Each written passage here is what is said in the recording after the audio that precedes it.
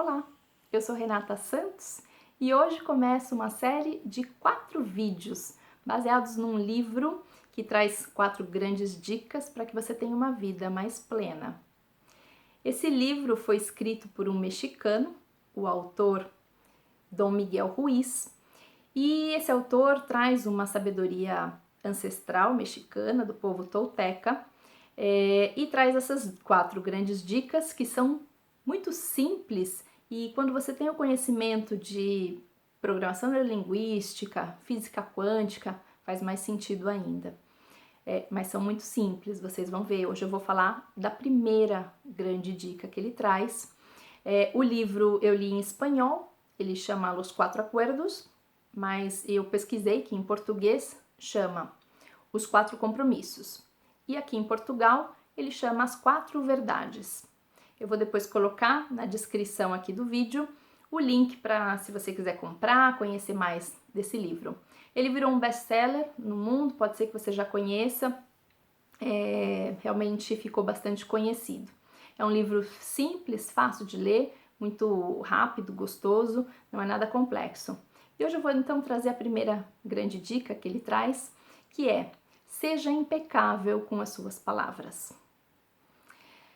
Bom, as palavras, elas têm muito poder.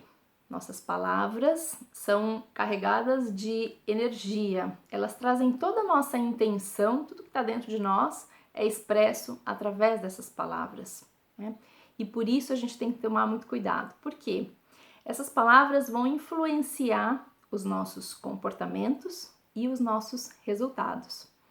A gente sabe que as palavras, elas podem elevar, elas podem construir, ajudar, motivar, mas elas também podem destruir, podem prejudicar, podem atrapalhar. Então, se a gente tem essa consciência de que a palavra tem muito poder, a gente pode começar a usar de uma forma diferente, né? Muitas vezes as palavras, elas são usadas para criticar, para colocar alguém para baixo, para menosprezar, para humilhar. E nesse caso a gente vê o impacto tão negativo que traz, né? Qualquer palavra, na verdade, ela está trazendo algo que está dentro de nós, né? E essas palavras, essas frases, quando elas diminuem a gente ou as nossas possibilidades, quando elas são limitantes, elas fazem com que os nossos resultados também acompanhem. Então, se eu penso, nossa, eu sou burro, eu não vou conseguir, eu sou lento, muitas vezes isso vai se manifestar no meu dia a dia. É como se fosse quase que uma profecia que eu tô dizendo. É um programa, é uma ordem, é um comando que eu tô dando para mim mesmo. E daí eu vou ter aquele resultado, eu vou me comportar daquela maneira, né? Muitas vezes essas palavras, essas frases, elas são frases que eu fui ouvindo durante a minha vida, que eu ouvi no meu meio, e enfim, eu acabei acreditando, né, naquelas palavras. Então, quanto é importante a gente perceber e começar a se libertar dessas palavras, dessas crenças que estão por trás e começar a usar essas palavras sabiamente, né? Essas palavras para construir algo positivo, palavras que a gente possa usar para agradecer, para reconhecer coisas positivas, para elogiar, enfim, isso tudo. Se através das palavras eu estou criando uma realidade, se eu escolher palavras poderosas, eu vou criar uma realidade muito melhor para mim, né?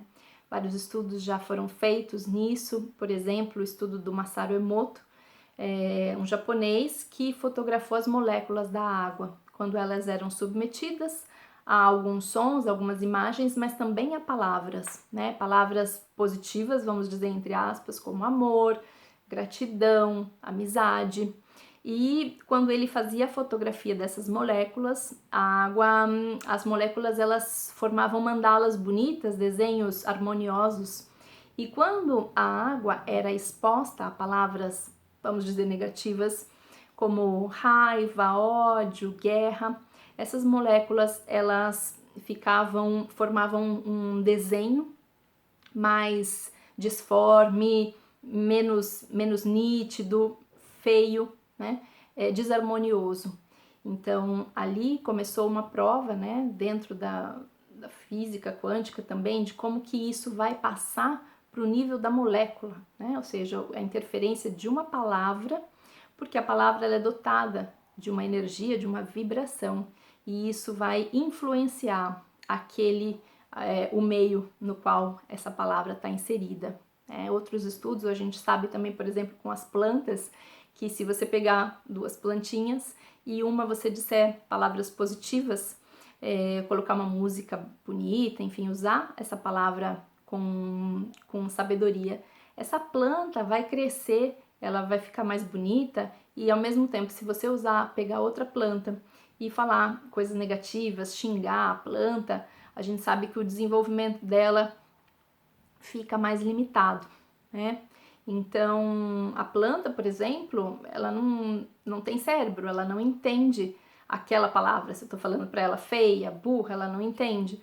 Mas o que ela entende? Tem uma consciência ali e ela sente a vibração da palavra, né? A energia, ela sente e aquilo influencia no desenvolvimento da planta.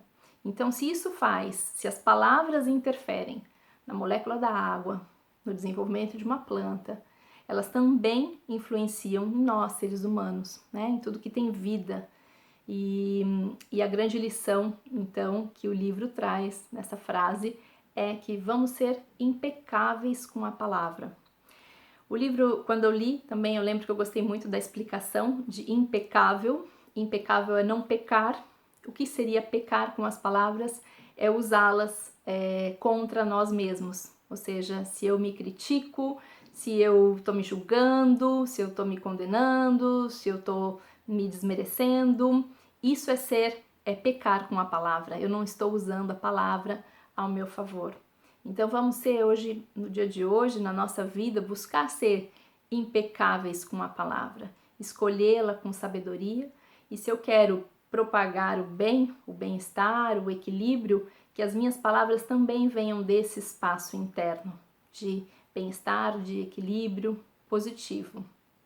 Bom, essa então foi a primeira dica do livro de hoje e eu vou compartilhando com vocês as outras. Espero que você tenha gostado. Se você gostou, curte o vídeo, segue o canal e eu te espero na próxima semana. Até lá!